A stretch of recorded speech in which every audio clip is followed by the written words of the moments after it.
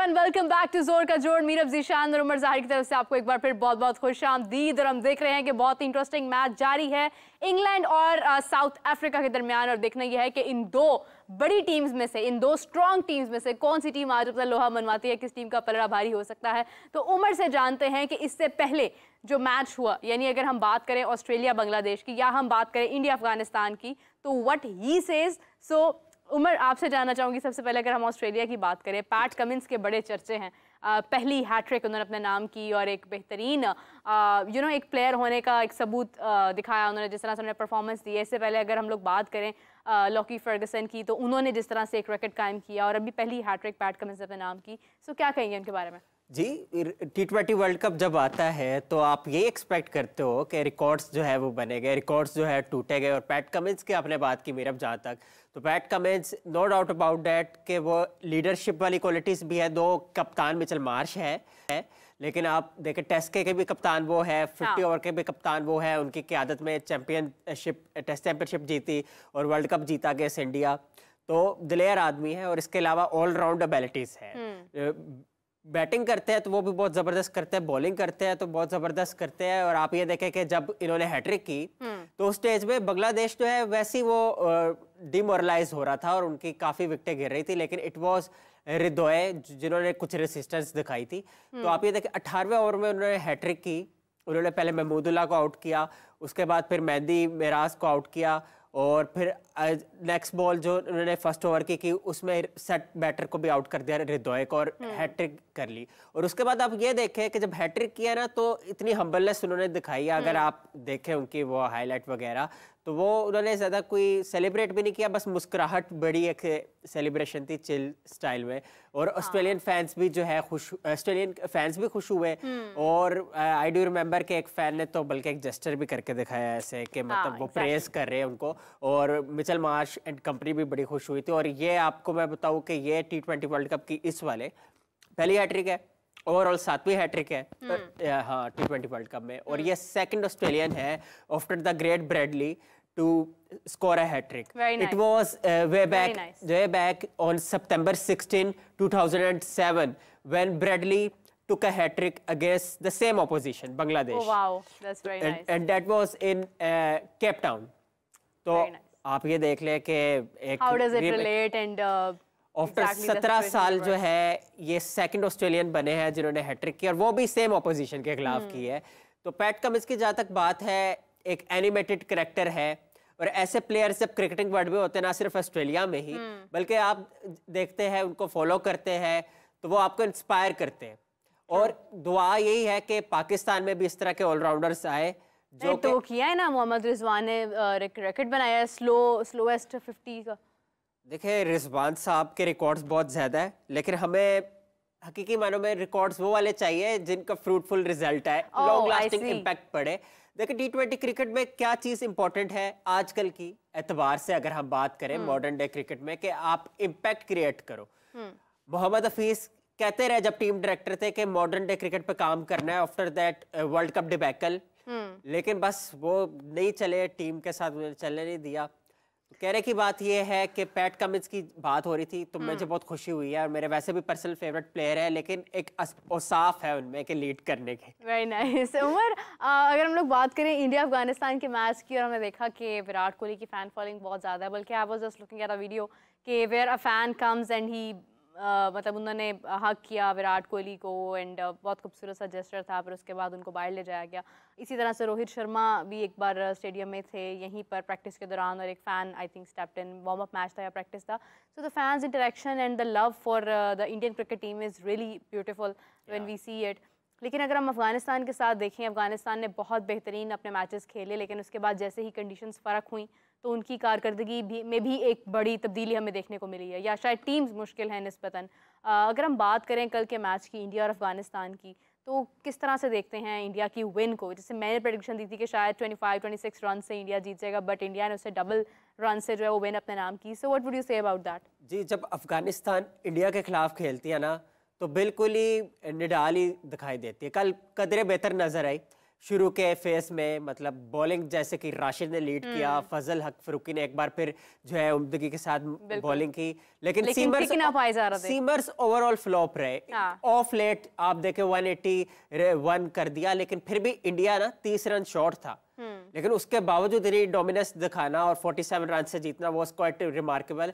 आप ये देखें कि अफगानिस्तान के जो सीमर्स है उन्होंने हाफ बॉलिंग कराई और specially outside the off stump, और वो इंडियन बैटर्स ने उसका फायदा उठाया ऑफ लेट। सूर्या कुमार यादव ने, और क्या पैकेज है ये इंडिया के लिए कि जिस तरह से वो चले जा रहे हैं, और आने वाले मैचों में भी मुझे लगता है कि इसे बस कंसिस्टेंसी अडॉप्ट कर रहे हैं और ये मैच विनर ही साबित होते रहेंगे इंडिया के लिए। लेकिन अफगानिस्तान को काफी कुछ सीखना है, बेशक वो अब बहुत जबरदस्त खेल रही है, लेकिन वो कंसिस्टेंसी रखनी है इन्होंने। और बाकी T20 क्रिकेट में और वनडे क्रिकेट में भी इन्होंने मेटल प्रूव किया, टेस्ट क्रिकेट में भी करनी है, लेकिन बात यह है कि प्रॉपर अगर ये रेड बॉल क्रिकेट जितनी ज्यादा खेलेंगे, ये बड़े लोगों की एक सेइंग है, आप देख ले सर वेवियन रिचर्ड्स कहते हैं कि अगर आपने इम्पैक्ट क्रिएट करना है शॉर्टर फॉर्मेट में तो आपको longer version of the game पे फोकस करना होगा।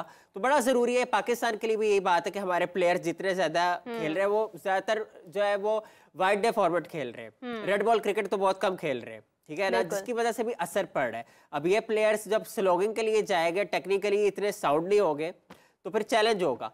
और ये मेरी रिक्वेस्ट है पीसीबी के स्टेक होल्डर से कि रेड बॉल क्रिकेट की इंडक्शन की पाबंद करे टीम को और प्लेयर्स को, और डोमेस्टिक क्रिकेट में इनको कहे कि भाई खेलो पहले, इस पे प्रॉपर अभी देखिए जिस तरह से डोमेस्टिक के अंदर अभी मतलब खबरों में ये बात है कि डोमेस्टिक प्लेयर्स को भी कॉन्ट्रैक्ट उनके साथ किया जाएगा और उनको आगे मौका देने का इम्कान है। ये अगर ऐसा होगा तो ये बहुत अच्छी बात होगी, अल्लाह करे ऐसा हो, क्योंकि आप ये देखें हमने पीएसएल से बहुत सारे खिलाड़ी उठाए हैं, डोमेस्टिक से भी हमें देखना चाहिए। मेरा पीएसएल एक डिफरेंट एक केस है, उसको आप देखें अलग उसका एक कोटा रखे, डोमेस्टिक का अलग कोटा रखे, क्योंकि बड़े प्लेयर्स हैं जो कि मुसलसल परफॉर्म कर रहे हैं डोमेस्टिक में, और उनकी अम्मियां भी चाहती है कि बेटे जो रिप्रेजेंट करे पाकिस्तान की। देखिए आप देखिए कि डिफरेंस है, पीएसएल में खेलने वाला प्लेयर लाइमलाइट में आ जाता है, उसको सब जान लेते हैं, लेकिन अफसोस के साथ डोमेस्टिक कहाँ हो रही है, किस तरह हो रही है, उसमें कौन कौन से प्लेयर्स हैं, क्या क्या नाम हैं, ये एक ले मैन को नहीं पता। ये आप स्पोर्ट्स जर्नलिस्ट को कह सकते हैं पता हो सकता है, तज्जिया निगारों को पता हो सकता है, लेकिन जो एक ले मैन है, एक आम इंसान है, उसको नहीं पता कि डोमेस्टिक में कौन कौन खेल रहा है, अंटिल अनलेस वो उसको सर्च करे या देखे या वो बहुत ज़्यादा क्रिकेटिंग फ़ैन हो। तो मेरे ख्याल से कि जिस तरह से एक लाइमलाइट में पीएसएल है, जिस तरह से एक सारे कैमराज और मीडिया का रुख पीएसएल की जानिब होता है, डोमेस्टिक या फर्स्ट क्लास की तरफ भी होना चाहिए, ताकि वो खिलाड़ी भी उतनी ही अहमियत हासिल कर सकें जितनी कि पीएसएल हासिल कर रहा है। मतलब डिपार्टमेंटल क्रिकेट की अगर हम बात करते हैं तो हमें उनको इंपॉर्टेंस देने की इतनी ही ज़रूरत है जितनी हम पीएसएल को देते हैं। डिपार्टमेंटल क्रिकेट का रोल बहुत इंपॉर्टेंट है और बड़ा रिच रहा है पाकिस्तान में। आप ये देखें कि शुएब मलिक जैसे प्लेयर पाकिस्तान इंटरनेशनल एयरलाइंस से आए, मतलब एक डिपार्टमेंटल क्रिकेट खेली है, ZTBL का बड़ा रोल रहा है। तो ये डिपार्टमेंटल क्रिकेट स्टार्ट तो हुई, आई होप के दोबारा से पजीर है इसको मिले, क्योंकि प्लेयर्स का रोजगार लगा हुआ था। जब ये ड्राफ्टिंग सिस्टम जो पीएसएल के बेस पे डोमेस्टिक में आया तो कई लोगों का रोजगार चला गया, और वो जो है सिलेक्शन हुई, बिडिंग प्रोसेस चला कि जो बंदा कराची का नहीं था वो जो कराची का था वो लाहौर से खेल रहा है, तो बड़ा इम्पैक्ट हुआ। जो अपने रीजन से नहीं खेल रहा, तो जाहिर बात है ये मेरे हिसाब से ज्यादती है, नाइंसाफी है, और डोमेस्टिक को इसलिए जो है वो स्ट्रीट फास्ट करने की जरूरत है, रिवैम्प करने की जरूरत है। बिल्कुल सही। इसी के साथ हमें ज्वाइन किया है जी हाफिज मोहम्मद इमरान साहब ने। अस्सलाम वालेकुम हाफिज साहब, कैसे हैं आप? वालेकुम सलाम जी, बहुत शुक्रिया। हाफिज साहब, सुबह से हम लोग आपको बहुत मिस कर रहे हैं, बहुत सारी बातें आपसे डिस्कस करनी थी मगर वक्त नहीं मिल सका। अभी अगर हम देखें तो मैच जारी है, इंग्लैंड साउथ अफ्रीका आमने सामने है, लेकिन कल जिस तरह से ऑस्ट्रेलिया बांग्लादेश का मैच देखा वो भी बहुत उम्दा रहा। गो के मुकम्मल मैच ना हो पाया, लेकिन जिस तरह से भी रिजल्ट सामने आए DLS मेथड के थ्रू, पैट कमिंस की जो स्पेशली हैट्रिक है, हाफिज साहब कैसे रेट करते हैं, क्या कहेंगे इस हवाले से? देखिए अभी मैं उमर बता रहे थे कि ड्राफ्ट सिस्टम आया तो बहुत सारे लोगों की नौकरियां चलेंगी। वो रीजनल टीमें थी, वो draft system first class cricket में, डोमेस्टिक क्रिकेट में पाकिस्तान क्रिकेट बोर्ड ने उसमें मुतारिफ करवाया था, उसका खिलाड़ियों की नौकरियों के साथ कोई ताल्लुक नहीं है। और उस वक्त अभी डिपार्टमेंटल क्रिकेट जो है वो चल रही थी, जब ये PSL की तर्ज पर ड्राफ्ट सिस्टम मुतारिफ करवाया गया था पाकिस्तान में डोमेस्टिक की सतह के ऊपर। उसका खिलाड़ियों की मुलाजमतों से बहरहाल कोई ताल्लुक नहीं है। ये मुलाजमतें खत्म हुई थी जब डिपार्टमेंटल क्रिकेट खत्म हुई थी 2012 में इमरान खान साहब के वजीर आजम बनने के बाद, जब टीमें 6 टीमों पर मुश्तमिल कर बिल्कुल। दी। तो वो ये उसके बाद हुआ था जब महकमा जाती टीमें खत्म हो गई थी। ड्राफ्ट सिस्टम उससे पहले की बात है, और वो रीजनल सिस्टम रीजनल टीमों के ऊपर था, उसका डिपार्टमेंटल टीमों से उस वक्त भी कोई ताल्लुक नहीं था। सही। जहाँ तक ताल्लुक इस मैच का है जो अभी इस वक्त चल रहा है, इसमें आप देखें कि फिजिकल फिटनेस के ऊपर पाकिस्तान में बहुत बात होती है या उसको नजरअंदाज किया जाता है, लेकिन अगर इंग्लैंड मैच में वापस आया है तो उसकी एक वजह आप फिजिकल फिटनेस को करार दे सकते हैं, क्योंकि अगर कोई जॉस बटलर जैसा फिजिकली और मेंटली फिट और मजबूत खिलाड़ी हो विकेटों के पीछे, और वो क्विंटन डिकॉक का कैच भी ले सकता है और वो एंडी क्लेसन को रन आउट भी कर सकता है।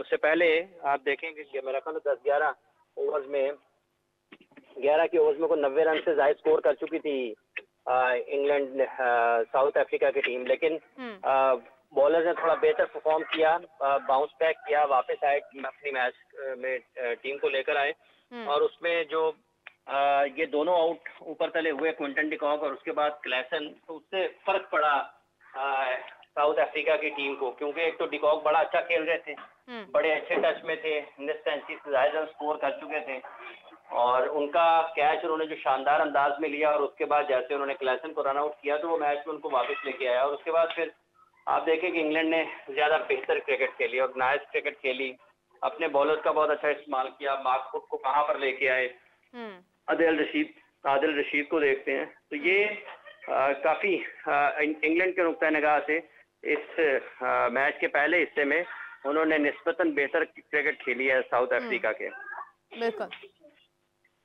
हाफिज साहब, अगर हम बात करें जिस तरह से तब्दीली हमारी क्रिकेट में आ रही है, सिलेक्शन कमेटी की अगर हम ख़ास तौर पर बात करते हैं तो ये भी कुछ कहा जा रहा है, सुना जा रहा है खबरों में कि सिलेक्शन कमेटी को मखसूस करने के बारे में बात की जा रही है, उसमें जो 9 लोगों के अंदर जो डिवाइडेड है उसके अंदर कमी बेशी करने की बात हो रही है, वहाब रियाज पर जिम्मेदारियां आयद करने की बात हो रही है।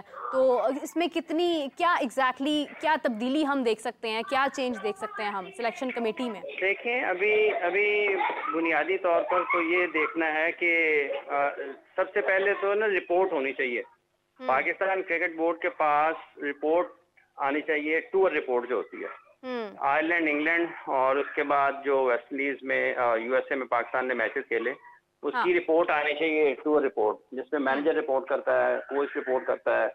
तो जो है गैरी क्रेस्टन थे वो तो पाकिस्तान टीम के साथ मिले थे मेरा ख्याल है वहाँ पे बिल्कुल आखिर में जाके, तो अजहर महमूद हेड कोच एक जगह पर खिदमात अंजाम दे रहे थे, उनकी रिपोर्ट बड़ी अहमियत रखती होगी। जो टीम मैनेजर हैं मंसूर राना, उनकी रिपोर्ट है, फिर सीनियर टीम मैनेजर, यकीनी तौर पर ये दोनों एक ही रिपोर्ट जमा करवाएंगे, मतलब ये नहीं होगा कि शायद अलग अलग जमा करवाएं, सीनियर टीम मैनेजर और टीम मैनेजर एक ही रिपोर्ट जमा कराएंगे पाकिस्तान क्रिकेट बोर्ड के पास। और फिर उसमें कप्तान का इनपुट भी जो है वो बहुत ज़्यादा इम्पोर्टेंट है, कप्तान का इनपुट बहुत इम्पोर्टेंट है कि कप्तान अपनी क्या रिपोर्ट करते हैं। तो ये सारी चीज़ों को देखने के बाद पहले तो ये तयन किया जाए ना कि असल में पाकिस्तान की इस क्रिकेट टीम के साथ मसाइल क्या हुए हैं। मतलब फौरी तौर पर अगर आप सिर्फ सिलेक्शन कमेटी को बदल दें या सिलेक्शन कमेटी में तब्दीलियां कर दें तो ये तो मसले का हल तो नहीं होगा, ये तो फिर आप किसी ना किसी को ढूंढने की तरफ जा रहे होंगे कि मलबा किसके ऊपर गिराना है। बिल्कुल सही। तो अभी मुख्तलिफ किस्म की खबरें चल रही हैं, कहीं ये सुनने को मिल रहा है कि शायद वहाब रियाज को ओहदे से हटा दिया जाएगा और सिलेक्शन कमेटी का हिस्सा नहीं रहेंगे, कहीं क्रिकेट के हलकों में इस हवाले से मुतजाद इतलात हैं पाकिस्तान क्रिकेट बोर्ड की तरफ से, कहीं उनको हटाने की इतलात हैं और खबरें हैं, कहीं उनको जिम्मेदारियां देने की खबरें हैं। तो ये अफवाहों का बाजार गर्म रहेगा जब तक कि पाकिस्तान क्रिकेट बोर्ड के चेयरमैन की तरफ से कोई एक पॉलिसी स्टेटमेंट नहीं आता है इस मामले में। वो या तो प्रेस कॉन्फ्रेंस करें, लोगों को हकायक पाकिस्तान के लोगों के सामने रखें, और या फिर टीम मैनेजर या कप्तान या कोई भी, वैसे मेरा ख्याल है पाकिस्तान क्रिकेट बोर्ड के चेयरमैन ही इस हवाले से गुफ्तगू करेंगे, ज़्यादा गालिब इम्कान तो यही है। हाफिज साहब, तो चेयरमैन उसके साहब बाद तो ही गुफ्तगू कर लेंगे, लेकिन जब तक के हम्म, तयन हो नहीं जाएगा कि किसका कितना हिस्सा है इस नाकामी में, हाँ, तो उस वक्त तक आप ये सुनते रहेंगी कि कोई आ रहा है, कोई जा रहा है, किसी के आने के इम्कान आते हैं, किसी के जाने के इम्कान आते हैं। जैसे बिल्कुल सही सेंट्रल कॉन्ट्रैक्ट की खबरें पाकिस्तान क्रिकेट में में जारी आजकल हैं जेरे डोमेस्टिक के बहस हवाले हैं। से। मतलब अगर आप बाबर आजम और मोहम्मद रिजवान को एक वर्ल्ड हम्म, कप अगर उन्होंने खराब खेला है या एक सीजन उनका खराब खेला है, तो आप उनको एक कैटेगरी से निकाल दें, तो इससे हाँ जी, ज्यादा मतलब है कि क्या आप इसको क्या कह सकते हैं, क्या बिल्कुल। आप आई अपने was top coming to cricketers that को पॉइंट के किस बाबर तरीके रिजवान। से उनके साथ आप बर्ताव करते हैं हम्म, कि एक सीजन खराब उनका हुआ है, मतलब हम्म, अगस्त से लेके अब तक ही खराब हुआ है, तो एक सीजन खराब होने के बाद आप अपने जो सबसे बेहतरीन खिलाड़ी हैं, हाँ, ठीक है उनकी परफॉर्मेंसेस ठीक नहीं है, अच्छा नहीं खेल पाए हैं 6 7 8 महीने में अपनी सलाहियतों के मुताबिक मुजाहिरा नहीं कर पाए खेल खेल पेश का, नहीं कर पाए। तवक्कुआत पर पूरा नहीं उतरे हैं। हम्म, लेकिन ऐसा होता है हर हर पेशे में, हर प्रोफेशनल एथलीट के करियर में होता है कि वो हर वक्त साल के 365 दिन तो परफॉर्म नहीं कर पाता ना, और ना ही हाँ, साल के 365 दिन वो मुकम्मल तौर पर नाकाम रहता है। हम्म, तो अगर एक साल उनका खराब रहा है तो आप उनकी कैटेगरी जो है वो इस तरीके से अगर बदलेंगे तो इसका एक क्या पैगाम हर सतह पर जाएगा। तो मेरा तो ये ख्याल है कि अगर अगर यही सूरत हाल है, सोचने समझने का यही अंदाज और मयार है, ये तो बड़ी अफसोसनाक चीज़ है कि आप उनको एक कैटेगरी से आप रिमूव करने की या उनकी कैटेगरी चेंज करने की बातें करना शुरू कर दें। ये कोई इतना अच्छा लगता नहीं है इस हवाले से कि मतलब टॉप क्रिकेटर्स हैं आपके, जो भी है ना, एक सीजन हम्म, अच्छा नहीं रहा तो उसके बाद आप उनको इस तरह से उनकी, हाँ ये भी तो खिलाड़ियों के लिए ज़हनी तौर पर उनको मुतासर करेगी ना कि हम्म, अभी वो वतन वापस भी ना पहुंचे हों और हम्म, उनके बारे में ये खबरें ये पाकिस्तान का मीडिया खबरें ही रिवॉल्व रिपोर्ट कर करें, रहा हो बिल्कुल सही बात है। कि इनका जो सेंट्रल कॉन्ट्रैक्ट है, इनकी कैटेगरी जो है वो ए से बी में ले जाएंगे या कहीं और ले जाएंगे। तो हाफिज साहब, इसके मुताबिक तो फिर कप्तानी पर भी बात हो रही है। अभी यूनुस खान ने जिस तरह से कहा है कि फ़खर जमान को कप्तान होना चाहिए, उन्होंने ये भी इजहार किया है कि बाबर और रिजवान जैसे प्लेयर हमारे पास नहीं हो सकते हैं। उन्होंने बड़ी बड़ी अचीवमेंट्स भी पाकिस्तान क्रिकेट टीम को दी हैं और इसके ज़िम्मेदार सिर्फ बाबर या कोच नहीं है बल्कि हर कोई है। तो जिस तरह से वो बात कर रहे हैं वो भी बात कहीं ना कहीं ठीक है, लेकिन जो फ़खर जमान का नाम वो दे रहे हैं, do you think Fakhar Zaman could be a better option as a captain? देखिए हर किसी की अपनी राय होती है मुख्तलिफ चीज़ों को देखते हुए, लेकिन सबसे पहले देखना ये होता है कि क्या जिस शख्स को आप कप्तान बना रहे हैं क्या उसकी प्लेइंग 11 में जगह बिल्कुल बनती है या नहीं बनती है, हम्म, और उसके सोचने का क्या अंदाज है, वो हम्म, खेल के बारे में उसकी समझ बूझ का मयार क्या है, पैमाना क्या है, बिल्कुल, वो उसकी हैंडलिंग जो है, मैन मैनेजमेंट में उनकी कितनी सलाहियतें हैं, वो किस हद हम्म, तक बासलाहियत माने जाते हैं उस काम में, हम्म, और फैसला साजी की कुव्वत कितनी है, अंडर प्रेशर वो किस तरह से रिएक्ट करते हैं।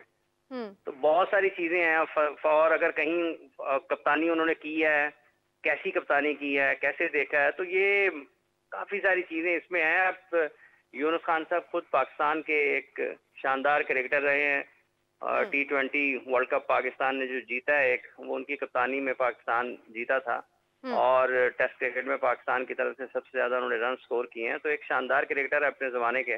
बिल्कुल, और उनकी राय है वो, उसको उनकी राय की हद तक, अब चूंकि वो फैसला तो नहीं उनके पास है, लेकिन वो अपनी, उनके ख्याल में हो सकता है उन्होंने फ़खर में कुछ चीज़ें ऐसी ज़रूर देखी होंगी, लेकिन बहरहाल अगर आप वाइट बॉल क्रिकेट में देखते हैं तो हम्म, फ़खर की अपनी भी कारकर्दगी गुज़िश्ता कुछ अरसे में उतनी ज़्यादा अच्छी नहीं रही उतनी है। भी ज़्यादा अच्छी नहीं है जितनी वो करते आए कंसिस्टेंसी हैं। के साथ वो मैचेस नहीं पाकिस्तान के लिए जीत पाए हैं, हम्म, और जिन अहम मैचेस में उनके रन्स की ज़रूरत थी वो नहीं कर पाए हैं। नहीं कर पाए। और फिर जो इसके अलावा टीम के हालात हैं, हम्म, मौजूदा टीम में बड़े मसाइल हो सकते हैं। अब यूनुस खान साहब की राय का एहतराम किया जा सकता है, लेकिन इस पे खासी बहस हो सकती है कि क्या ये बेहतर ऑप्शन हो सकते हैं या नहीं हो सकते हैं। बिल्कुल सही है। हाफिज़, अब सुबह हम लोग बात कर रहे थे कादिर साहब से, होपफुली वो भी हमें ज्वाइन कर लेंगे कुछ देर में, कि मुबश्शिर लुकमान ने जिस तरह से एलिगेशंस लगाए बाबर आजम पर, नामुनासिब अंदाज में उन्होंने मोहम्मद आमिर के वहाब रियाज के मुतालिक गुफ्तगू की, उनके वालिद का नाम लिया, फिर बहुत सारे बड़े बड़े नामों को उन्होंने इसमें शामिल किया, उन पे करप्शन के इल्ज़ामात लगाए। उसके ऊपर फिर ये भी खबरें सामने आई कि बाबर आजम ने उन पर केस करने का भी फ़ैसला सुनाया है। लेकिन मैं बात कर रही हूँ, कादिर साहब ने बात की, तमाम मीडिया बात कर रहा है, लेकिन पीसीबी का मीडिया खामोश क्यों है? पीसीबी के मीडिया की तरफ से कोई ऐसी खबर सामने नहीं आई है। टीम में ग्रुपिंग की बात हो रही है, जितने भी एलिगेशन इस वक्त लग रहे हैं, पीसीबी का मीडिया क्यों नहीं कोई खबर जारी कर रहा, कोई बात जारी कर रहा? जबकि पॉडकास्ट जारी हुए, खिलाड़ियों की काफ़ी सारी गुफ्तगू जो पॉजिटिव थी वो हमने देखी टूर्नामेंट से पहले भी, लेकिन अभी फ़िलहाल कोई जस्टिफिकेशन, कोई बात सामने नहीं आ रही है। तो क्या वजह है कि पीसीबी का मीडिया खामोश है? देखिए, मेरा नहीं ख्याल कि इस खास मामले में पाकिस्तान क्रिकेट बोर्ड खामोश है। पाकिस्तान क्रिकेट बोर्ड ने भी, मेरा ख्याल है, चूंकि ये एक कानूनी मामला है, इसमें आपने कानून के मुताबिक आगे बढ़ना होता है और उसके लिए आपको शवाहिद, सबूत और उन तमाम चीज़ों की ज़रूरत होती है। पाकिस्तान क्रिकेट बोर्ड, मेरा ये ख्याल है कि खामोश नहीं है और पाकिस्तान क्रिकेट बोर्ड इस हवाले से काम कर रहा है और जो इत्तलात हैं वो यही हैं कि पाकिस्तान क्रिकेट बोर्ड भी जिन लोगों ने पाकिस्तान के खिलाड़ियों के हवाले से नामुनासिब गुफ्तगू की है या इल्ज़ाम तराशी की है या हक़ाइक़ से हट के गुफ्तगू की है, बिलखुसूस मतलब इल्जामात की हद तक, अगर आप किसी मतलब पैगाम जारी किया उन्होंने कि जो बात कर रहा है वो या तो सबूत जाहिर करे हैं, लेकिन जहाँ तक ताल्लुक इस चीज़ का है कि अगर किसी की ज़ात के ऊपर या किसी को इल्जामात लगाए गए हैं किसी के ऊपर, मेरा ख्याल है कि पाकिस्तान क्रिकेट बोर्ड उस हवाले से काम कर रहा है और शायद पाकिस्तान क्रिकेट बोर्ड इस मामले में कानूनी कार्रवाई की तरफ बढ़ रहा है। जैसे आपने बाबर आजम का जिक्र किया है, बिल्कुल वैसे ही पाकिस्तान क्रिकेट बोर्ड भी अपनी सतह पर, मेरा ये ख्याल है, इत्तलात यही है कि पाकिस्तान क्रिकेट बोर्ड भी कानूनी रास्ता इख्तियार करने जा रहा है और हो सकता है कि आइंदा चंद रोज में इस हवाले से कोई मज़ीद अपडेट्स आए, कोई प्रेस कॉन्फ्रेंस आए, क्योंकि जिस तरह से इतनी तनकीद हो रही है, तनकीद बराए इस्लाह तो ठीक है, लेकिन किसी पर पर्सनल अटैक करना, जिस तरह पीसीबी की जानिब से एक पैगाम ज़रूर जारी हुआ है कि अगर किसी के पास कोई सबूत है तो ठीक है वो बात करे, वरना वो कार्रवाई के लिए तैयार है, मगर वो प्रेस कॉन्फ्रेंस कोई ऐसी चीज़ सामने नहीं आ रही है जो हम लोग एक्सपेक्ट कर रहे हैं कि शायद जिस तरह अगर इंडिया के मुतालिक कोई बात होती है तो बीसीसीआई फ़ौरन रिस्पॉन्ड करता है उसके ऊपर। तो एक कमी सी महसूस हो रही है अभी, लेकिन जिस तरह से आप बता रहे हैं कि आहिस्ता आहिस्ता डिटेल सामने आएंगी, लाजमी उनकी तरफ से भी कोई पैगाम आता तो अच्छी बात है, लेकिन I was expecting a press conference के जो भी मामला हुआ है। मेरा हर चीज press conference, Pakistan cricket board हर मामले में प्रेस कॉन्फ्रेंस नहीं कर सकता ना, कुछ मुख्तलिफ मामलात में मुख्तलिफ उसके तकाजे होते हैं, मुख्तलिफ जरूरतें होती हैं। अब अगर किसी ने इल्जामात लगाए हैं तो पाकिस्तान क्रिकेट बोर्ड ने उसके लिए कानूनी रास्ता इख्तियार करना है और उसके लिए कानूनी रास्ता ही उस चीज का बेहतरीन जवाब होगा। अगर किसी ने हकायक से हट के खिलाड़ियों की किरदार कशी की है, खिलाड़ियों के ऊपर इल्जामात लगाए हैं, उनको नामुनासिब अंदाज में उनकी जिंदगी को उसमें या जो मैच के नतायज हैं उस हवाले से अपनी गुफ्तगू कुछ इस अंदाज में की है जिससे शुकूक व शुबहात पैदा होते हैं, तो उसके लिए कानूनी रास्ता है और वो कानूनी रास्ता जो है वो किसी भी दूसरे अमल से ज्यादा मौसर है। तो जैसा कि अभी जिक्र हुआ है कि पाकिस्तान क्रिकेट बोर्ड इस हवाले से शायद खामोश नहीं है और वो कानूनी रास्ता इख्तियार करने की तरफ जा रहा है। जैसे अभी बाबर आजम के हवाले से भी इत्तलात आ रही हैं कि वो भी अपनी कानूनी टीम से मुशावरत कर रहे हैं और वो भी कानूनी रास्ता इख्तियार करेंगे। तो वो उसमें जो इस मामले में, चूंकि अब ये दो और लोग हैं जिन्होंने जाती, पाकिस्तान क्रिकेट बोर्ड को तो वैसे इसमें जाना ही चाहिए था। बाबर अगर ये फैसला नहीं भी करते इस चीज का कि उन्हें कानूनी रास्ता इख्तियार करना है, तो पाकिस्तान क्रिकेट बोर्ड को तो इस मामले में, ऐसे किसी भी मामले में खामोश नहीं रहना चाहिए कि जब पाकिस्तान की टीम वर्ल्ड कप खेल रही हो और उसके मैच के नतायज के हवाले से कोई भी शख्स बात करे और पाकिस्तान क्रिकेट टीम के खिलाड़ियों पर अगर वो इल्जामात लगाते हैं और उनके पास उसके ठोस सबूत और शवाहिद मौजूद नहीं है, तो वो फिर पाकिस्तान क्रिकेट के बारे में इस अंदाज से की गई किसी भी जगह पर किसी भी हवाले से गुफ्तगू जो है वो क्रिकेट की साख को, खिलाड़ियों की साख को नुकसान पहुंचाती है। पाकिस्तान क्रिकेट बोर्ड के लिए प्रेस कॉन्फ्रेंस से ज्यादा बेहतर तरीके जो रास्ता है और जो होना है, मतलब जो हल है उसका, वो यही है कि आप उसको, जो कानून उसके बारे में कहता है तो कानून का रास्ता इख्तियार करेंगे कि कानून किस तरफ लेकर जाता है, तो वो उस बारे में इत्तलात यही है कि पाकिस्तान क्रिकेट बोर्ड उस तरफ बढ़ रहा है। बिल्कुल सही है हाफिज़ साहब, जिस तरह आपने बताया हम उम्मीद करते हैं कि इसके ऊपर ज़रूर एक्शन लिया जाए, बिकॉज़ खिलाड़ियों की कारकर्दगी पर बात करना और चीज़ है, लेकिन उनके ऊपर पर्सनल अटैक करना चंद व्यूज़ की खातिर और ख़ुद को एक लाइमलाइट में रखने की खातिर जो है वो मुनासिब नहीं है। हाफिज़ साहब, अगर हम बात करें अभी जिस तरह से टीम ने वापस आना है और तमाम ख़बरें जो हैं वो टीम के मुतालिक हो भी रही हैं, पाकिस्तान क्रिकेट टीम ने डोमेस्टिक के बारे में कहा है कि वहाँ से भी खिलाड़ी उनके साथ कॉन्ट्रैक्ट कायम करने का भी इम्कान है। तो हाफिज़ साहब, कौन से ऐसे खिलाड़ी हैं जो आपको लगता है कि शायद वो कॉन्ट्रैक्ट में आ सकते हैं? नहीं, किस तरह के? डोमेस्टिक से जो खिलाड़ी हैं जिनके साथ अभी कॉन्ट्रैक्ट करने जा रहा है पीसीबी, जो खबरें सामने आ रही हैं, तो किन खिलाड़ियों के नाम जो है वो आपको लगता है कि ये इसके अंदर शामिल हो सकते हैं?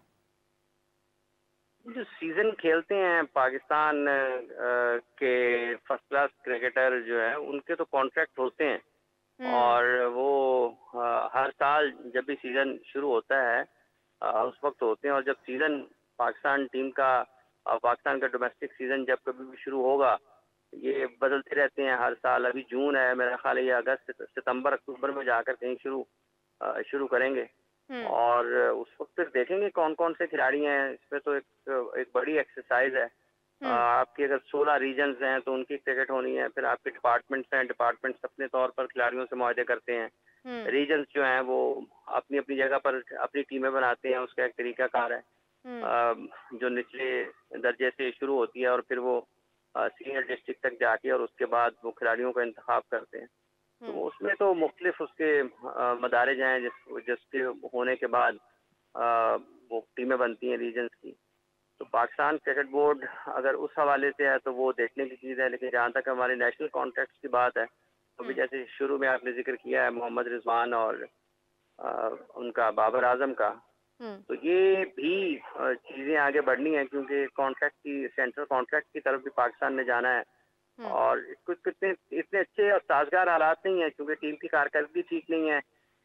बहुत ज़्यादा इल्ज़ामात की जद में भी हैं, तनकीद की जद में भी हैं। खिलाड़ी अपने पोटेंशियल पर परफॉर्म भी नहीं कर पा रहे हैं और आप एक साल के अंदर अंदर अगर एक साल से भी कम अरसे में 12 माह से भी कम अरसे में अगर आप 3 बड़े टूर्नामेंट्स में बहुत ख़राब खेल का मुजाहरा करते हैं, क्योंकि पाकिस्तान 2023 के वर्ल्ड कप में भी जो भारत में हुआ था अगले मरहले में जा पाया था और एशिया कप में भी पाकिस्तान फाइनल इंडिया और श्रीलंका ने खेला था और इसमें 2024 के 2020 वर्ल्ड कप में भी जो पाकिस्तान है वो अगले मरहले में नहीं जा पाया। इसमें मुश्किल होता है। ये जो भी सिलेक्शन कमेटी होगी या कोचिंग स्टाफ होगा जिन्होंने पाकिस्तान के सेंट्रल कॉन्ट्रैक्ट के लिए चीज़ें तैयार करनी है, वो उनके लिए एक मुश्किल मरहला ज़रूर होगा। कुछ प्लेयर्स ऐसे होते हैं जो रिहैब से गुजर रहे होते हैं इंजरी के लिए, इंजरी के बाद, तो उनके रिहैब को भी देखना है कि क्या वो कितने फिट हैं, कब तक फिट हो सकते हैं, तो वो सेंट्रल कॉन्ट्रैक्ट का भी हिस्सा होते हैं। फिर कुछ नए खिलाड़ी सिस्टम में आते हैं, उसमें से आप किसी खिलाड़ी को देखते हैं कि ये पाकिस्तान के लिए मुस्तकबिल में खेल सकता है, आपने उसको भी निगाह में रखना है। फिर आपके जो पहले से खिलाड़ी मौजूद होते हैं, जैसे इस वक्त के सेंट्रल कॉन्ट्रैक्ट में खिलाड़ी हैं, इनमें से अगर आप कोई सिलेक्शन कमेटी के लिए मुश्किल होगा कि किस किस को मतलब आप ड्रॉप करें, क्योंकि कारकर्दगी काफ़ी सारे खिलाड़ियों की ऐसी है कि जो सवालिया निशान है बहरहाल। तो अब ये एक बड़ी एक्सरसाइज होनी है सेंट्रल कॉन्ट्रैक्ट के मामले में जो हमारा पाकिस्तान क्रिकेट टीम का होता है। जी हाफिज़ साहब, इसी के साथ हमें ज्वाइन किया है अभी कादिर ख्वाजा ने भी। अस्सलाम वालेकुम कादिर, कैसे हैं आप? वालेकुम अस्सलाम, अल्लाह का शुक्र मेरे। कादिर, हम अभी जिस तरह से डिस्कशन कर रहे हैं प्लेयर्स के सेंट्रल कॉन्ट्रैक्ट के बारे में, डोमेस्टिक से भी प्लेयर्स लिए जाने का इम्कान है बांग्लादेश सीरीज़ की अगर हम बात करते हैं, तो मेरा हाफिज़ साहब से भी सवाल था कि किन प्लेयर्स की जो शमूलियत है वो हो सकती है। आपसे भी यही सवाल करूँगी। हाफिज़ साहब ने बड़ा तफसीली इसका मुझे जवाब। आप क्या कहते हैं, कोई ख़ास नाम आपके माइंड में है जिनके बारे में मेक श्योर किया जा सकता है कि इनको शामिल करेंगे? जिस तरह सुबह हम उस्मान सलाउद्दीन की भी बात कर रहे थे, अगर हम लोग डोमेस्टिक की तरफ नज़र दौड़ाते हैं तो क्या आपको लगता है कि नाम डिजर्व करते हैं जो कि आए इसके अंदर? देखें, डोमेस्टिक में जो 4 डे कप है उसमें मुसलसल परफॉर्मेंस देने वाले खिलाड़ियों को चांसेस देने चाहिए और उनको निगलेक्ट नहीं करना चाहिए, उनको इग्नोर नहीं करना चाहिए। आपके जो सेंट्रल कॉन्ट्रैक्ट है इसमें अभी अगले हफ्ते से मुशावरत शुरू होगी और सिलेक्शन कमेटी भी नई बनेगी। महदूद सिलेक्शन कमेटी की जाएगी, जिस तरह पहले जो था वो काफी बड़ी थी, हमने पहले भी प्रोग्राम में बात की थी। कि इसको महदूद किया जाएगा सिलेक्शन कमेटी को, वही उस पर मशावरत करेगी और चेयरमैन की मशावरत भी शामिल होगी। चेयरमैन को बताया जाएगा, चेयरमैन को एक चीज डिस्कस की जाएगी कि ये खिलाड़ी की ये परफॉर्मेंस है और इस खिलाड़ी को इस बुनियाद पर हम सेंट्रल कॉन्ट्रैक्ट में हिस्सा दे रहे हैं। अच्छी बात यह है कि डोमेस्टिक में परफॉर्मेंस देने वाले खिलाड़ियों को जो है वो उनको शामिल किया जाएगा सेंट्रल कॉन्ट्रैक्ट में भी, और उनको पाकिस्तान का जो स्क्वाड है उसमें भी शामिल किया जाएगा बांग्लादेश के खिलाफ। तो अभी 24 जून से जो जराए हमें ये बताते हैं कि 24 जून से 8 जुलाई तक कैंप लगेगा कराची में, और पाकिस्तान टीम के तमाम जो टेस्ट स्क्वाड के रेड बॉल के खिलाड़ी होंगे वो शामिल होंगे। अलबत्ता इनके लिए उस्मान सलाहुद्दीन बेहतरीन चॉइस है। उसके साथ साथ आप देखिए कि कहा जा रहा था कि बाबर आजम समेत 4 खिलाड़ियों को ड्रॉप किया जाने का इम्कान है या उनको रेस्ट दिया जाएगा। अभी तक ऐसी कोई डिस्कशन नहीं हुई, ये तमाम तर अफवाहें हैं कि इनको ड्रॉप किया जा रहा है, रिजवान को ड्रॉप किया जा रहा है, शाहीन को ड्रॉप किया जा रहा है या किसी और खिलाड़ी को ड्रॉप किया जाएगा। अभी इस पे कोई मुशावरत नहीं हुई। बाबर आजम कल पाकिस्तान वापस आ रहे हैं, शान मसूद भी वापस आएंगे क्योंकि वो कप्तान है रेड बॉल टीम के, वो उनके साथ भी मुशावरत होगी और तमाम तर चीजें अगला जुलाई है मतलब तय किया जाएगा। अलबत्ता सेंट्रल कॉन्ट्रैक्ट की बात की जाए तो जराए ने जो हमारे से डिस्कस की है वो ये है कि मोहम्मद रिजवान जो है उनको ए कैटेगरी से डिमोट किया जाएगा। उनकी परफॉर्मेंस ऐसा नहीं दिखाई दी। हारिस रऊफ फखर जमान की भी कैटेगरी से तनाजली का इम्कान है, जबकि मोहम्मद नवाज को सेंट्रल कॉन्ट्रैक्ट में दिया जाएगा। फहीम अशरफ, हसन अली, साइम अयूब, शाहनवाज धानी, इनको भी सेंट्रल कॉन्ट्रैक्ट पे ना दिए जाने का इम्कान है, जबकि सऊद शकील को सेंट्रल कॉन्ट्रैक्ट में तरक्की मिलने का इम्कान है और कॉन्ट्रैक्ट में जो है डोमेस्टिक के उम्दा परफॉर्मर्स को जो है वो बांग्लादेश के खिलाफ टेस्ट सीरीज में टेस्ट स्क्वाड में शामिल करने के पर गौर भी किया जा रहा है। उनको सेंट्रल कॉन्ट्रैक्ट का, जिस तरह आप पहले डिस्कस कर चुके हैं, उनको सेंट्रल कॉन्ट्रैक्ट भी दिया जाएगा। तो अभी ये नाम जो सामने आए हैं उनके बाद मुतअद्दिद ऐसे नाम होंगे जिनको प्रमोशन मिलेगी सेंट्रल कॉन्ट्रैक्ट में, जिस तरह नसीम शाह है, उनकी परफॉर्मेंस अच्छी रही है। आप देखिए बाबर आजम, क्योंकि बाबर आजम ए कैटेगरी में है, शाहीन ए कैटेगरी में है और रिजवान ए कैटेगरी में है, तो इसलिए अब जो है वो मुश्किल हो जाएगा कि रिजवान और शाहीन को जो है वो बी कैटेगरी में लाया जाए या उनको ए कैटेगरी में कॉन्टेंट किया जाए, क्योंकि एक साल जो ये कॉन्ट्रैक्ट था ये 3 साल का कॉन्ट्रैक्ट था और इसमें ये लिखा हुआ था कॉन्ट्रैक्ट में कि हर साल उसकी कारकर्दगी के लिहाज से उसको जांचा जाएगा और उसकी परफॉर्मेंस की बुनियाद पर उसको तरक्की और तनज़ली में शामिल किया जाएगा। तो ये अभी तक जो है वो ताज़ा तरीन हमारे पास सूरत-ए-हाल। बिल्कुल सही है। उमर, आपकी क्या राय है इसके अंदर? जिस तरह से मतलब अभी बात हो रही है कि तमाम प्लेयर्स जो बड़े बड़े नाम हैं, हम रिसेंटली इसके ऊपर बहुत बात करते रहे उमर और मैं भी स्पेशली, कि प्लेयर्स को उनके मेरिट के हिसाब से सिलेक्शन और फिर उसके मेरिट के अकॉर्डिंगली उनको डील करना, लेकिन डोंट यू थिंक कि ये सडनली एक कैटेगरी से नीचे ले आना एक मुनासिब हिकमत अमली है, या इसके ऊपर कोई काम होना चाहिए, या इसको मतलब अभी इम्प्लीमेंट करने की ज़रूरत नहीं थी right before the Bangladesh test series? देखिए, एक प्रोसेस को फॉलो करके करे तो बात समझ में आती है। अगर ऑल ऑफ अ सडन करेंगे तो प्लेयर्स आगे उनका मोराल जो है डैम्पन है और ज़्यादा मोराल डैम्पन होगा। लेकिन it depends on the circumstances as well कि क्या किस, या तो प्लेयर को तसल्ली दी जाए, बताया जाए, क्लैरिफाई किया जाए कि इस वजह से आपको डिमोट कर रहे हैं, तो बात जस्टिफाई करती है। लेकिन अभी मेरे ख्याल में, क्योंकि अभी टेस्ट क्रिकेट होनी है तो अभी इतनी छेड़खानी नहीं करनी चाहिए। अभी टेस्ट क्रिकेट में फोकस करें और जो अगर डोमेस्टिक के परफॉर्मर्स को सेंट्रल कॉन्ट्रैक्ट दिया जाता है और बांग्लादेश के खिलाफ मौका दिया जाता है, उस्मान सलाहुद्दीन जैसे आपने कहा the kind of player he is, तो खुशाइन बात है। लेकिन अभी ज़्यादा छेड़खानी नहीं करनी चाहिए, ऑलरेडी आप मैस में हो, तो इसलिए बेहतर यही है कि बस अब फोकस करें। लेकिन पीसीबी को चाहिए कि प्लेयर्स को इस चीज़ के लिए पाबंद बनाए कि रेड बॉल क्रिकेट पे ज़्यादा फोकस करें, क्योंकि आप अपने स्किल्स को इन्हेंस करना है और वो तभी होगा जब आप ज़्यादा क्रिकेट खेलेंगे, रेड बॉल क्रिकेट खेलेंगे, फर्स्ट क्लास क्रिकेट खेलेंगे। तो अगर आप पीएसएल का पाबंद बनाते हैं प्लेयर्स को, तो जितने भी सेंट्रल कॉन्ट्रैक्ट प्लेयर्स हैं उन पे रिस्ट्रिक्शन लगानी चाहिए इस चीज़ की कि वो फर्स्ट क्लास क्रिकेट खेले। बिल्कुल सही है। कादिर, हम अभी इससे पहले हाफिज साहब से ये बात भी कर रहे थे कि पीसीबी का मीडिया भी अभी फ़िलहाल कोई ख़ास बड़ी को ख़बर सामने नहीं आई है उनके हवाले से। जिस तरह से मुशर्रफ लुकमान ने एलिगेशन लगाया बाबर आजम पर, उनके बारे में अजीब व गरीब बातें की जिनको हम सुबह डिस्कस कर रहे थे, तो आपने भी कहा कि अभी पीसीबी की तरफ से कोई हतमी फ़ैसला सामने नहीं आया।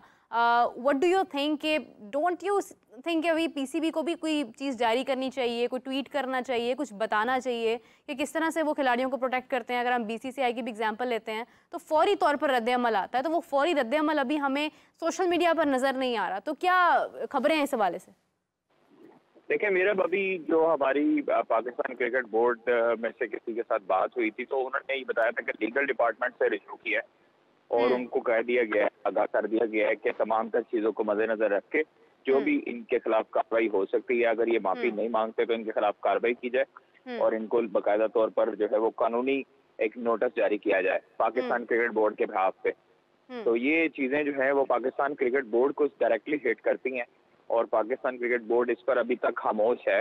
लेकिन अभी उन्होंने अंदरूनी जो मामला देखते हुए पाकिस्तान क्रिकेट बोर्ड के जो लॉयर्स हैं उनको भी कह दिया कि आप देखिए कि चीफ ऑपरेटिंग ऑफिसर जो है सलमान नसीर, वो खुद भी एक वकील हैं और वो तमाम तर केसेस पहले भी देख चुके हैं और अब उनको भी हिदायत जारी की गई है। उन्होंने जाके लीगल डिपार्टमेंट को हिदायत जारी की है कि तमाम तर चीजों को मद्देनजर रखकर इसके खिलाफ कार्रवाई का आगाज करें। लेकिन अभी इसका बाकायदा तौर पर जो है वो एलामिया जारी नहीं किया गया कि इनका जो पाकिस्तान क्रिकेट बोर्ड का ऑफिशियल मौकफ जो है वो अभी सामने नहीं आया। बिल्कुल सही है। हाफिज साहब, कमिंग टू यू, अगर हम बात करें इंडिया और अफगानिस्तान के मैच की, इंडिया ने एक बेहतरीन कारकर्दगी की, मैच अपने नाम किया। अफगानिस्तान काफ़ी कोशिशों के बावजूद मैच ना जीत पाया। किस तरह देखते हैं इंडिया की परफॉर्मेंस को? Do you think with that performance, with that pace and that energetic batting, India को हम देख रहे हैं कि वो टॉप 4 में आ सकता है? देखिए, अभी पहले मुझे कादिर साहब ने भी उस्मान सलाउद्दीन साहब का नाम लिया है, उमर साहब ने भी उस्मान सलाउद्दीन का नाम लिया है। 2023-24 का जो फर्स्ट क्लास का सीजन था, ये मुझे दोनों में से ये बता सकते हैं कि उस्मान सलाउद्दीन जो थे उनके कितने रन थे? कादिर साहब बताएंगे आप? मैम आप बता दें। देखिए, एक सीजन से अगर कोई नहीं चल रहा जो कंसिस्टेंसी से परफॉर्म कर रहा है प्लेयर्स, एक अगर प्लेथरा ऑफ रन्स कर रहा है, एक बंडल ऑफ रन्स कर रहा है, जो आप गुज़िश्ता 3 सीजन में उनके रन्स बता दें कितने हैं? सर वो अभी चेक करके बता देंगे, लेकिन एक परफॉर्मर तो है ना वो। एक एक्सेप्शन मैंने बताया कि अगर वो है, एक एग्जांपल मैंने 10,000 रन्स तो उनके मशहूर हैं। एग्जांपल आप और ऐसे बहुत ज्यादा है। मेरी अर्ज ये है कि जैसे माजी में आप देखें ना, रफतुल्ला जो थे प्लेयर जो 2015 में T20 डेब्यू कर रहे हैं 39 की एज में, 1996 में उन्होंने फर्स्ट क्लास डेब्यू किया इमरान भाई, तो वो इतनी देर बाद उनको मौका मिल रहा है। ऐसे कितने मुस्तक प्लेयर हैं। 1999 में पाकिस्तान का ओपनिंग पेयर कौन सा था?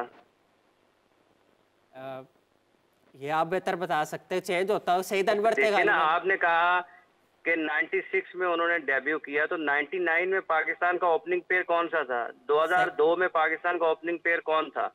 2006 में पाकिस्तान का ओपनिंग पेयर कौन था? अभी अगर बाबर आजम और मोहम्मद रिजवान ओपन कर रहे हैं T20 में, तो नीचे जितने भी क्रिकेटर्स हैं जो ओपन कर रहे हैं, उनके पास तो उनके लिए मौका नहीं मिलेगा ना, क्योंकि ऊपर स्लॉट जगह ही नहीं है जी।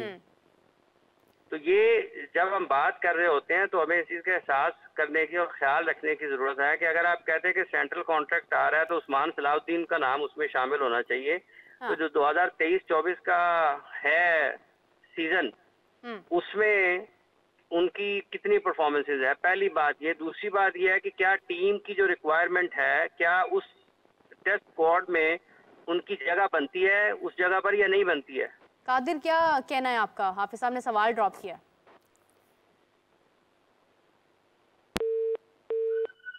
कादिर, आप हमारे साथ ही हैं? अच्छा, इंडिया और उसका जो मैच जिसका आप जिक्र कर रही हैं मीरब, देखिए इंडिया ने खेल के सारे शोबों में अफगानिस्तान को आउट क्लास किया, और जो फर्क उनका था एक बड़ी टीम का, एक मजबूत टीम का और निस्बतन कमजोर टीम का, उसको उन्होंने बड़ा एक मर्तबा से फिर उसको साबित किया है कि जब क्रिकेट में, इंटरनेशनल क्रिकेट में जो बड़ी टीमें होती हैं या मजबूत टीमें होती हैं, वो अपने से निस्बतन कमजोर टीमों के खिलाफ खेलती हैं, तो किस चीज का वहां पर फर्क नजर आना चाहिए। तो उन्होंने उस चीज का इजहार किया कल, उससे बॉलिंग से, बैटिंग से, ठीक है, अपनी हिकमत अमली के एतबार से, अपनी फील्डिंग के एतबार से, हर जगह पर उन्होंने इस चीज को साबित किया कि वो एक बेहतर टीम है, और उन्होंने उस फर्क को बरकरार रखा है कि जब कभी भी वो अफगानिस्तान से खेलेंगे, श्रीलंका के खिलाफ याद होगा जो उनका था फाइनल खेले थे वो 2023 में एशिया कप का, तो वहां पर उन्होंने किस तरीके से क्रिकेट खेली थी, और फिर कल के मैच में भी ये कोई मवाजना नहीं है, लेकिन ये जो एक फर्क होता है मजबूत टीमों में और निस्बतन कमजोर टीमों में, उन्होंने उसको बिल्कुल। बरकरार रखा है। जसप्रीत बुमराह की बॉलिंग को आप देख लें, सूर्य कुमार यादव की बैटिंग को देखें, हार्दिक पांड्या ने जो उनका सपोर्ट किया उसके साथ, अक्षर पटेल की जो परफॉर्मेंसेस थी उसको देखें, फील्ड प्लेसिंग उनकी देखें, जिस तरीके से उन्होंने पिच का इस्तेमाल किया है, जिस तरीके से उनकी फील्ड प्लेसिंग थी, जिस तरह से बॉलर्स का इस्तेमाल कप्तान ने किया, तो ये सारी चीजें हैं जो इंडिया के बेहतर तरीके से हुई हैं। बिल्कुल। और मेंटली टफ थे खिलाड़ियों को, बाकायदा तौर पर उन्होंने जिस तरीके से जो पिच डिमांड कर रहा था उस तरीके से उन्होंने बॉलिंग की। तो एक अच्छी टीम है, बेहतर टीम है, उनके पास रिसोर्सेज बेहतर है। उनके लिए जो परेशान कुन चीज है वो ये सबके सामने है कि उनका टॉप ऑर्डर परफॉर्म नहीं कर रहा, जिसमें बिलखुसूस विराट और रोहित शर्मा है, जिनके रन अभी तक इस वर्ल्ड कप में नहीं आए हैं। लेकिन उसके बावजूद उनके लिए खुशाइन चीज है, क्योंकि इसके दो पहलू हैं कि वो परफॉर्म नहीं कर रहे हैं लेकिन उसके बावजूद उनकी टीम जीत रही है। दूसरी चीज ये है कि एक परेशान कुन चीज हो सकती है कि हर मर्तबा तो वो परफॉर्म नहीं कर सकता ना, किसी एक दिन बैड डे हो सकता है सूर्य कुमार यादव का भी, तो वो अगर आउट होंगे तो कौन संभाल सकता है। तो जो रन हैं उनकी तरफ वो ऊपर से रोहित शर्मा और विराट कोहली के, उनको आने की जरूरत है, और वो आएंगे तो टीम का कॉन्फिडेंस और बेहतर हो सकता है। लेकिन जितनी क्रिकेट उन्होंने खेली है कामयाबी के साथ, दोनों बैटर्स ने हर तरह के फॉर्मेट में, तो 1, 2, 2, 3, 4 मैचेस में उनके रन न करना ऐसा कोई परेशान कुन नहीं होगा टीम इंडिया के लिए भी, क्योंकि सब जानते हैं उनकी सलाहियत को, सब जानते हैं उनके मयार को, सब जानते हैं उनकी कारकर्दगी को, सब जानते हैं उनकी तारीख को। तो वो वापस जब उनके बैट से रन निकलेंगे तो ये टीम का जो माहौल है उनका वो और ज्यादा पुरअतमाद हो जाएगा। और अफगानिस्तान के खिलाफ उन्होंने आउट क्लास किया उनको खेल के तमाम शोबों में। बिल्कुल सही है जी। उमर, आप कुछ कह रहे थे? जी इमरान भाई, मैं ये कह रहा था आबिद अली जो कि पाकिस्तान के टेस्ट में काफ़ी उनकी परफॉर्मेंसेस है और 2021 में आखिरी टेस्ट खेले हैं, डोमेस्टिक में अभी रिसेंटली उन्होंने 2 फर्स्ट क्लास सेंचुरियां की है, क्या उनको मौका मिलना चाहिए? देखिए, डिपेंड करता है ना कि आप क्या बना रहे हैं, आपके सामने क्या है। पहले तो 2023-24 के जो आपके टॉप रन स्कोरर हैं जिन्होंने ज्यादा रन किए हैं उसमें देखें, ठीक है। अगर आप गुज़िश्ता 3 साल की परफॉर्मेंसेस को भी देखना चाहते हैं कि चलें कंसिस्टेंसी देख लें, उस एतबार से अगर पिछले साल नहीं हुआ तो इस साल हो गया, उस एतबार से देख लें कि क्या उनमें उनकी तसलसल नजर आता है। फिर इन 3 साल की कारकर्दगी को जब आप देखते हैं तो फिर आप उसके बाद देखेंगे कि आप पाकिस्तान टीम में जिस जगह पर वो बैटिंग करते हैं उस जगह पर जगह खाली है या नहीं है। और अगर उस जगह पर खाली नहीं है जगह, मुतबादल भी आपके पास मौजूद है और आपके जो फर्स्ट चॉइस है वो भी मौजूद है, तो फिर मुश्किल हो जाता है ना, क्योंकि जो सेंट्रल कॉन्ट्रैक्ट जिन लोगों को आपने देना होता है वो कोई 8-10 दर्जन तो होते नहीं है, वो तो महदूद प्लेयर्स होते हैं।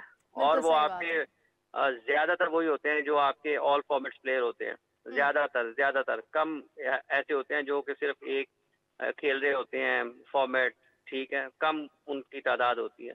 तो मुश्किल हो सकता है उनके लिए, क्योंकि अब्दुल्ला शफीक भी हैं, इमामुल हक भी हैं, शान मसूद भी हैं, ठीक है जी, तो ये फिर बाबर भी हैं, ऊपर ही खेलते हैं वो भी, तो इनको देखते हुए जरा मुश्किल हो जाता है। इसी तरीके से जो आप उस्मान सलाउद्दीन का आपने और कादिर ख्वाजा साहब ने जिक्र किया था, जो उनकी बैटिंग पोजीशन है वहां पर वो सऊद शकील आ गए। हाँ जी, हाँ, फवाद आलम ड्रॉप हुए तो सऊद शकील आ गए थे। आप अगर एक अच्छा प्लेयर है तो आपके पास अगर उसका एक इमरान भाई आप मुतबादिल की बात करते हैं कि इंडियन प्लेयर्स में अल्टरनेटिव्स होते हैं, तो अच्छा नहीं होगा कि आपके पास एक ऑप्शन आ जाएगी अल्टरनेटिव्स की? किसकी? मतलब अगर सऊद शकील भी है, उस्मान सलाउद्दीन भी आ जाते बैकअप पे, अगर वो ना अच्छा खेले तो उन्हें डाल लिया जाए।